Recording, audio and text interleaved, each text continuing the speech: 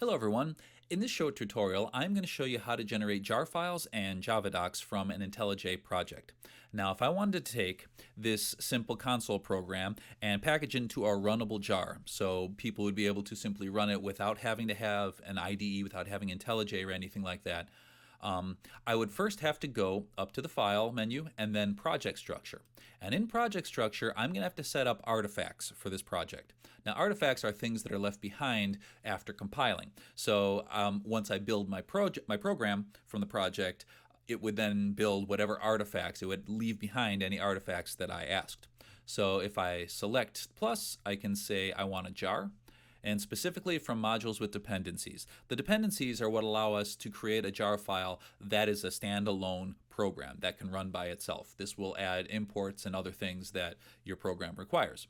So select that, and it's going to bring up this window here where it asks where the main class is. Again, if you want this to be a runnable jar, you'll need to select where your main class is so it will be able to start by itself, whether it's the main method in a console program or the start method in a JavaFX program.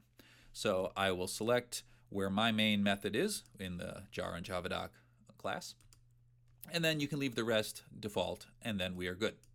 So here I now have an artifact defined for my project.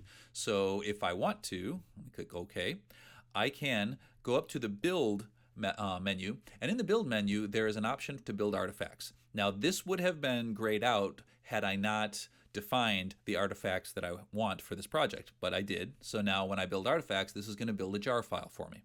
So I'll select that. It will ask me what I want to do, build, rebuild, or clean, or edit the configuration. Well, I haven't done anything yet, so let me just build for the first time. It will then go through and compile the program and build a jar. So now if I look at, on my hard drive, if I look in my project folder, I now have an out folder. Inside the out folder is an artifacts folder that should contain folders with all my different artifacts. In this case, I just have the one defined. It's a jar file, and so here it is. Now, if this were a GUI program, I'd be able to double click on this and I would be able to run my program just like any other program. This is a console program, so I will need to actually run it in a terminal. So if you have a terminal, whether it's Cygwin or if it's a terminal on a Linux or Mac machine, you are going to use the following command: Java and then the jar flag. This is going to run a Java program. It's going to say this is a jar that we're running, and then type the path that your jar file is located, including the jar file name. This is going to run the program in the terminal, just like it would if I were here. So if I were in IntelliJ and I were to run this, if I were to run this program, it would, well, do something really special. Print a message and count to 10. That's all it does. So now in my terminal, if I run this here, it should do the same thing as you see down there. So hit enter, and there it is. It ran my terminal program, my fantastic terminal program. So that's it. That's all there is to creating jar files. Now, the other part of this tutorial is creating Javadocs. Now, Javadocs are even easier. Javadocs, once you have your Javadoc comments for your classes and for your public methods, except for main methods and getters and setters.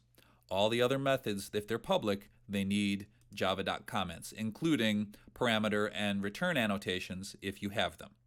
So once you have added all of these, you are ready to create your Javadoc files. Now, to do that, we go up to Tools and Generate Javadocs. Now, when you do this, it's going to ask you a bunch of things, but really all you care about in this is where the output directory is. Now, you don't want to leave it in its default location, which is just the main project folder. Otherwise, you're going to have a bunch of files cluttering up your folder. So you want to create a new folder to store your Javadocs. I'll just call it Javadocs. Now, all my Javadoc files are going to get stored here. So, OK. Click OK. Again, you can leave all of these default. Click OK. And it's going to go through and generate all my Javadocs. And then you will see them pop up in your browser of choice. So here are my Javadocs. This is what I have. This is my one class. If I click on it, it brings me into the Javadocs where I have specified my public field, my public methods. Now notice, I didn't do anything with my main, so there's no comments. It also creates a default constructor. Every Java class will have a default constructor. Java just creates one for you. You don't have to define it, and you don't have to worry about it if you see this. So that's it. I have created my Javadocs. Now, just going quickly back into my project folder, here is the Javadocs folder that I specified. And if I click on it, you see these are all the files that make up your Javadoc. Now, this is why I put them in a separate folder. Otherwise, these would be spread all throughout your project folder, and it'd be kind of a mess. So that's it. That is how you go about making jar files and Javadocs from an intelliJ project. I hope you found this useful, and good luck and good coding.